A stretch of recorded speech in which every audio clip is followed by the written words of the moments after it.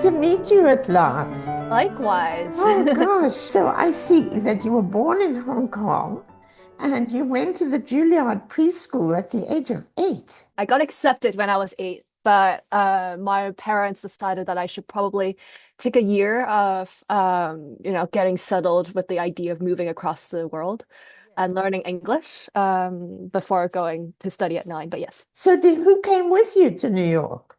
my mother. Are you an only child? Yes, I am. Ah, okay. So how long did she stay with you? She was with me till high school graduation. She was just taking care of me as any mother would. Yeah. But like not as any mother would because she really was a saint. She gave up her job to move across the world with me. So yeah. So tell me, so you went to preschool and you landed up with Emmanuel Axe? That was during college. I was with a few different teachers in the pre-college days, but yes. Eventually, I studied philosophy at Columbia, and of course, there's the Columbia Juilliard Exchange Program. So that was during a time when I got to study with the great maniacs. And then also Calyxtine? Yeah, I was about to say, yeah, the late Kalkstein. Okay, Emmanuel Axe has a long history here with me and my family. Really? Yes, he played for us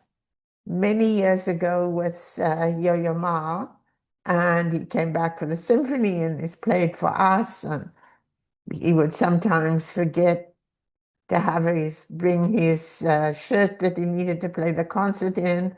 So he would get a shirt from my husband or That's or funny. socks or whatever. Ah, He's just such a wonderful human being. yes. And did you enjoy your lessons with him? Oh yeah, absolutely. I was very lucky that I took a lot of my lessons in his apartment, and I remember the first time that I um took a lesson with him, and I think it might have been Beethoven or something, and I just remember him being very lively and really teaching for the love of music and nothing else, and that was very, very memorable to me, so I'm very lucky. And now I'm a complete Luddite. I'm useless with technology and all that kind of stuff. So I'm fascinated by your other life on the internet. The same life. I mean, This is the same life. this is internet too, you know? Oh, okay. Well, maybe I've only got half a life. But how did that begin? It began, well, I think I've started posting on YouTube just performance videos of myself when I was 10. It was just, Wow. yeah, but it was just a portfolio, Like, Yes. if you were a model, you would have pictures of yourself on your portfolio, and if you're a photographer, it's kind of a portfolio more than anything else. But then around college days, I think it was my junior year of college at Columbia, I was taking an aesthetics class.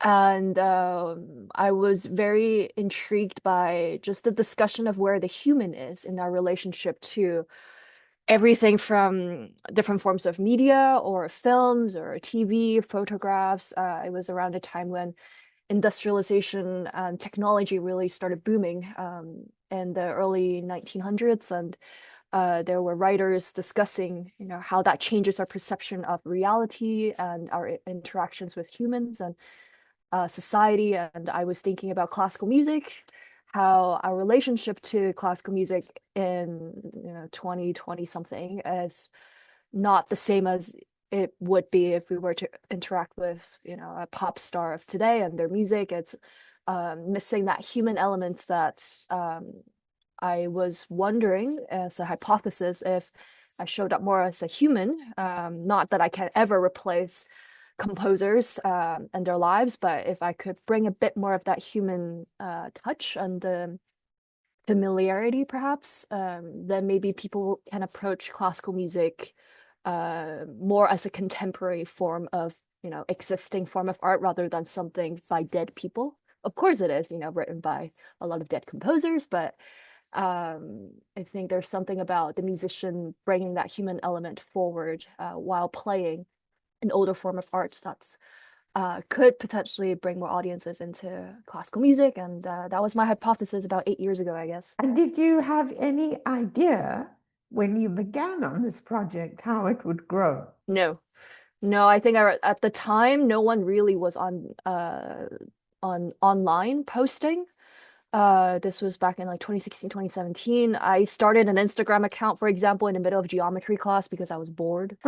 It was not a job. It was not something like, I don't know, career driven at all. It was just, hey, I have a hypothesis. Could it work?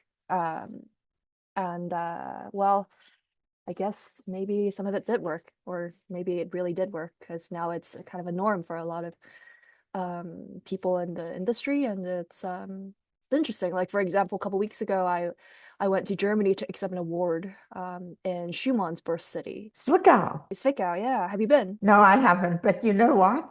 I'm going to confess to you that Schumann is my favorite composer for the piano. Oh, well, I'm glad I'm playing some Schumann Yes. in my recital. Yeah, Schumann really is one of my favorites, if not for a long time my favorite. And making the Diaries album was very, very long process. And at the time, people were very confused about whether I was a pianist or whether I was something else online.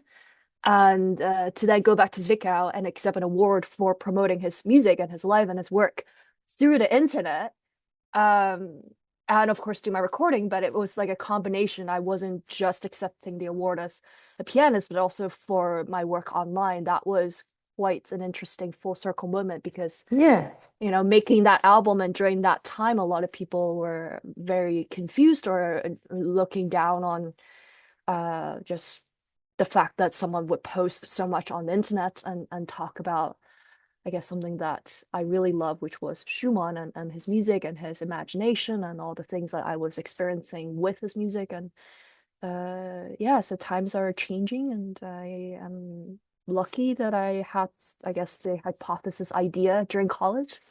Yeah. So here's another question. And I mean, this is genuinely coming out of complete ignorance, but how you have like hundreds of thousands of followers online, and they come from presumably all over the world. Now, how do you get those people to actually go to concerts and put their bums in seats? Yeah. That was the idea, was always to introduce them into classical music and to interact with the music that I love through watching my journey online.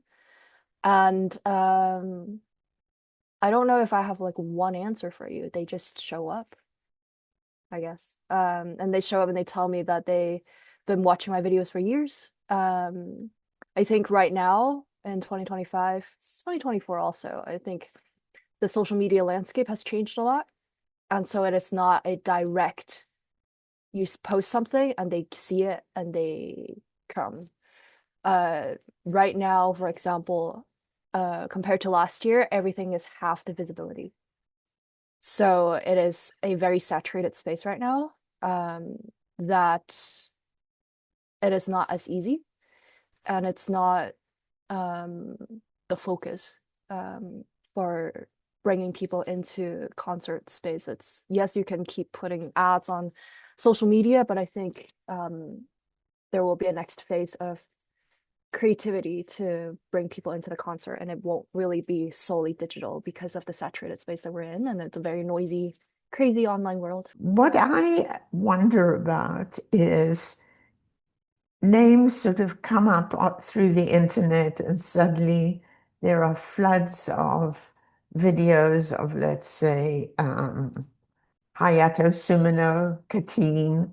There's, I mean, there's just a raft of names of young pianists who do extraordinary things on the internet, which includes you, of course. How long does your life continue to exist on the internet? I mean, how is it like the real world where, as time passes, six other young pianists come and knock you off the airwaves? Or how does it work? I'm fascinated by this. Or is it the space is limitless? Hmm. I think it lasts as long as someone's attention span is, you know? And as long as you keep posting. I mean, it's interesting to hear the way you phrase your questions because you think of, you know, the offline world, that's the real world, and then there's the online world, which are to you, I think, in a way separate. And you're saying it's not. It's not because I have a very, because I started early. I can't speak for, you know, my colleagues or anyone around my generation who built an audience the way that they do. But I do know that I started very early, relative to a lot of people in the industry and in my generation, perhaps. And I remember that connection, and it was like very pure. It's not, it was never, it was at a time when it wasn't about the amount of likes you got or the amount of followers you got. It was purely just you post something, they see it, and you build a connection there. Yes. And they genuinely support. And I still to this day I would meet some fans that I remember from the early days of like 2015, 2016, and it's a very different connection than like now, which is not even about followers, it's about visibility and how many impressions you get and how many views you get. I think it has become a bit dehumanized in an ironic way because you know, I started posting to be a bit more human, and then I think with the way that the technology works and there's so much videos and postings and people just existing in this space that it is so crowded and it's not the same, I would say, connection. And so really that genuine connection comes in person. So it means the world to me that whenever I play a concert, I of course see them when I'm on stage and but like really the connection is when I meet them after and I signed their CDs and albums and sometimes their scores. And so many people, especially during my Schumann phase, would come up and show me Kinderziehen, and be like, I learned this because I heard the in all of your videos. And yeah, I would put in pieces of music in my videos and I would tease albums or I would just constantly use it as a soundtrack. And people pick up on that. And they come to me and they're like, I learned it because I heard it in your videos. And there's that little short conversation, and that's where the connection really happens. And in terms of existence, I don't know. I don't think I would be doing what I'm doing 5 years from now, on the internet per se. I think I have a lot of other ambitions that grow outside of the digital space, or maybe an expansion of just like my own platform. But That's fascinating. in Yeah. the offline world, you know, you see someone on the street and then you don't see them, you know. So I don't know how to judge the length of existence is an interesting question. Well, I would imagine that, I mean, I think one of the things that I've come to realize over the time that I've been doing this, and because my focus has always been on young musicians and watching them build careers or not. And I mean, most of the musicians who've been to us have built careers. But it's very different building a career today than it was even 20 years ago. It's a different world. And that's, of course, what keeps everything so interesting and so bloody frustrating. Because just when you think you know what you're doing, the ground rules change. And I suspect that in many ways, you must feel the same way, that you have to be on top of it all the time. And I think people's expectations for what I do has evolved, and but it's constantly about building that new infrastructure so that it evolves. And I always maintain my artistry because I'm a pianist and I do what I do because I love music and I love to play the piano. That's the bottom line and the driving force. And I always tell my fans, you know, be kind, keep striving, and that is always going to be the center of everything that I do. Um, and I'm grateful that I have people around me that, you know, help me maintain that space for creativity and for artistry. So I'm not, you know, waking up every day like, what do I need to do that is not musical, just for the sake of something, career or whatever it is. And yes, yes. yeah. And tell me how, so now you have a new project, something to Mm. do with nature. Am I correct? Yes. I don't know what your feelings about nature is, but boop. This is Oh, the proudest, one of my proudest things. Um, how does this happen? Tell me about it. Do you wake up suddenly and have an idea? yeah, in a way. Whoops. I came out of some concerts last summer, so not 25, but 24 summer, and I was kind of having a writer's block. I don't know if are you a musician? You play? I used to, yeah. Yeah. Sometimes you have a lot of ideas and then suddenly you don't, and then you're kind of like, oh no, what's next? Um, I was very not necessarily surprised, but it was kind of like when it rains, it pours. In the beginning of 2024, when I launched my Schumann album, and there were a lot of milestones that were hit that I, would think about in bed, but I didn't think that they would actually happen in the timeline that it did, and kind of a lot of the snowballing of things. And at the end of the snowballing down the hill, I'm like, oh, or up the hill, I guess it's not in a bad way that I was like rolling down the hill, but that feeling of like, oh my gosh, so many things are happening, but then you're at the end, and then you're like, oh no, what's next?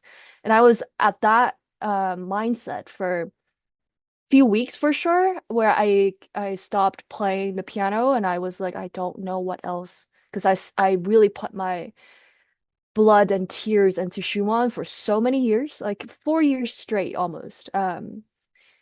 And I was just depleted, and I was looking for my next recording project for some months behind the scenes secretly while the snowballing was happening, and I could not nail it. And one day I decided that I'm gonna go for a swim. And I found myself staring at a tree. I like to do breaststroke in the water, and every time my head popped up, I would like look at a tree outside Where the were pool. you? I was just home. I was in a pool, and I looked up, and every time I looked up, my eye would naturally go to a tree outside the window. And I'm like, "Ooh, why? Why do I do that?" And I daydream a lot in these moments of swimming or just walking around, and I was like, maybe there's something there. Nature, like trees, and then I start to think about how one of my favorite things to do in life is to feed squirrels. Um, and I always look at birds and pigeons when I'm walking. Like I'm not the one to like look at a pretty person down the street. I'm the one that's looking at the ground like, oh, that's a funny pigeon or a rat in some way. And I was starting to think, maybe instinctually there's something there. Um, so then I started looking at um nature, piano, classical music repertoire, something like this on Google. I was like, let me see what rabbit hole I'm gonna go down. And I realized that a lot of the music that came up were French. Debussy wrote a whole how many sets of pieces like preludes and images, and they're all named after something in nature. Same with Ravel. And then I looked and I discovered Rameau's pieces are named after animals, like La Poule, like yeah. And then I found Cuckoo, which was like, are you kidding? There's a cuckoo bird piece of music. So I just kind of like started going down the rabbit hole and discovering different pieces that are cute and very inspiring in my instinctual feelings. Like when I listen to a piece of music, whatever it is, I have an automatic feeling, or my blood feels a little funny if I like it. It's just like very instinctual. And then I found that Rameau had an argument with Rousseau about music, and he had this treatise that he explained how we interact with music. It comes from instincts, and how we judge music should come from instincts, and that the rules of a harmony come from nature. I was like, whoa, there's something there. And then I went to first thing I did was, okay, am I sure that this is I'm gonna go into a whole French era? Because I was in the German era for quite some years, especially since I also when I was studying philosophy, a lot of the philosophers were German.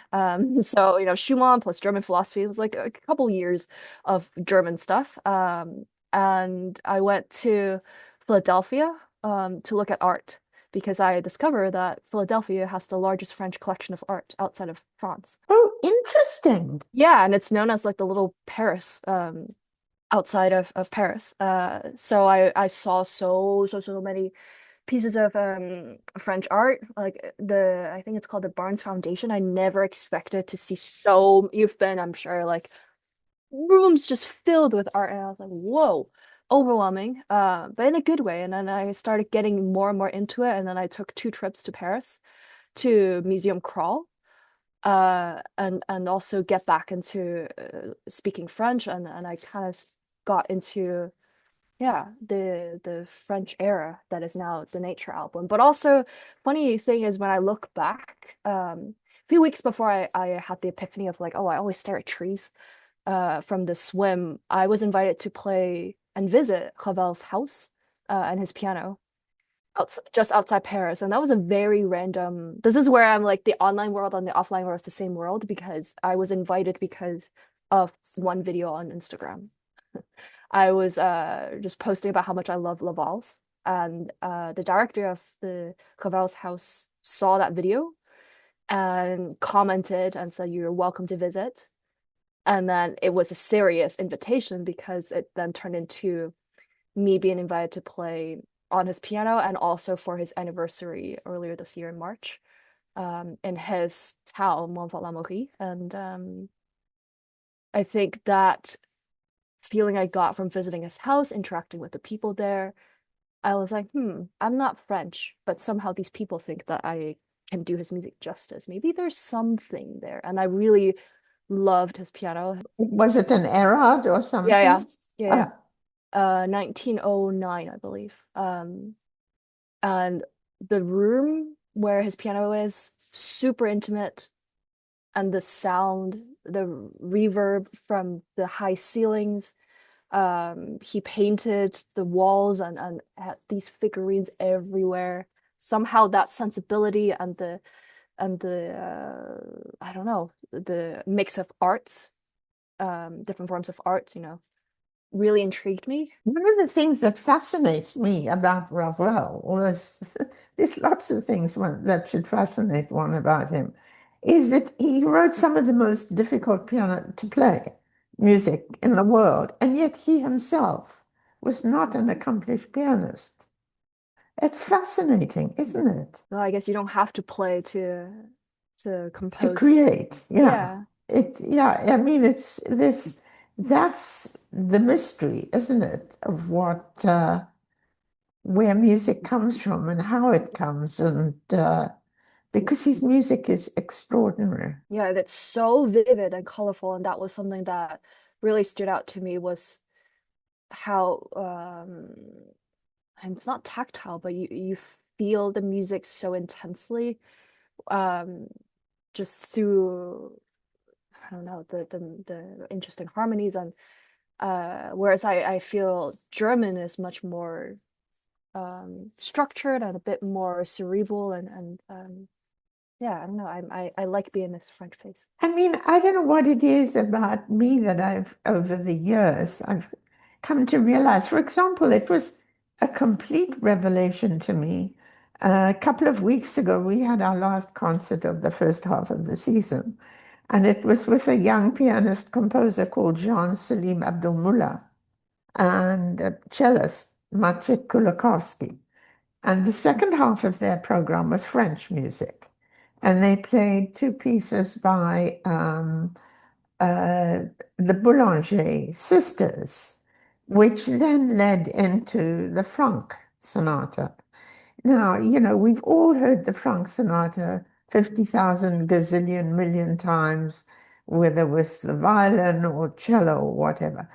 I have to tell you that for me personally, this was the first time I ever heard the Franck Sonata as a piece of French music, because it was it was played with warmth and yet restraint. The piano wasn't crashing, bashing all over the place, because to me, like I adore Fauré, and for me, French music has a different kind of sound than German music.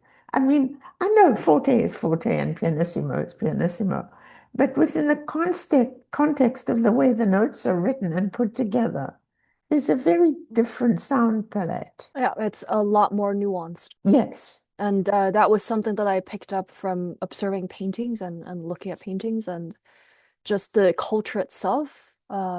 It's not black and white. Even, friendships and relationships, it permeates really everywhere. And even the sound of the language, obviously, that helped me a lot to understand the music, the sound and the musicality of the language, the structure. Um, yeah.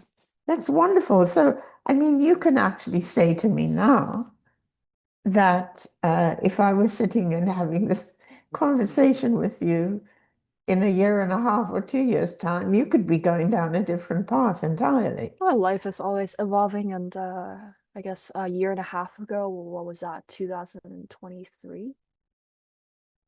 I had different friends, I had different approaches to things in life and work, and yeah, it keeps changing.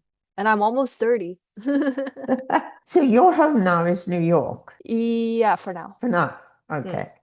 And do you still see your family? Yeah, I'm actually seeing my mom in like a couple weeks before Vancouver. Is she coming to you or you going to her? I'm going to her, yeah. Oh, great. Great. So when you come here to Vancouver, will you have gone back to New York first and then you're coming from New York? Yeah, Okay. Have you yeah, been? Yes, you've been to Seattle. You were there not that long ago. yeah. Was that your first time in the Pacific Northwest? I was thinking about this question if I remember the last time I was in Vancouver. I believe that I was very young when I was in Vancouver last.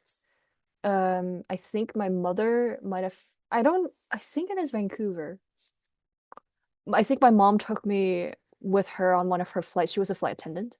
Um, and I think I got to tag along once and we had sushi in Vancouver, I Yeah, think. the sushi is wonderful. Okay, so that checks out. I think the last time I was in Vancouver, I was very, very young.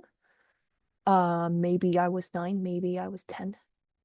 Or maybe, I don't know. I vaguely remember, maybe it wasn't when she was a flight attendant. Maybe it was when we were in, I don't know.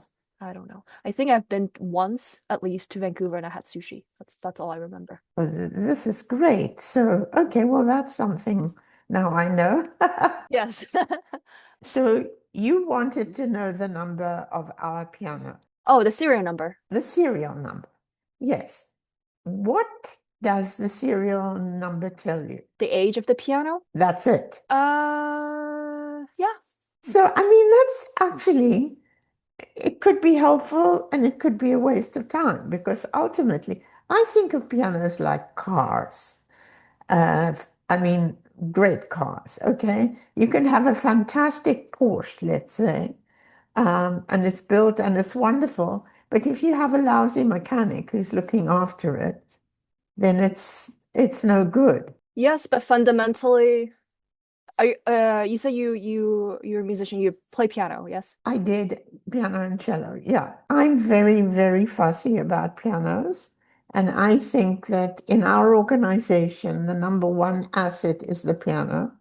The number two is the technician who looks after it. And number three is me. So it's the quality of the sound that comes out of the instrument that's so important. So don't worry. Oh, I'm not worried. I just want to know, am I playing on a 20-year-old piano or am I playing on a 5-year-old piano? Yeah. Do you know? The piano is 19 years old. So it was born in the 2000s. That's very helpful for me to know. It's a New York? No, no, no, no, no. It's a Hamburg. And actually, this friend on the wall here is the one who Mr. chose Lewis. it. Yeah. I mean, I was there with him, and so was the piano technician. And also we took Ulrich Gerhards, who's the head technician in London. And he comes over every couple of years and he gives it a once over. So there you go. Listen, have a very happy holiday season. Thank you. It was great to chat. And we look forward to seeing you in January. Yeah, in like just a month and some days. Yes. Great. Well, thank you so much, Leila. See you again. Bye.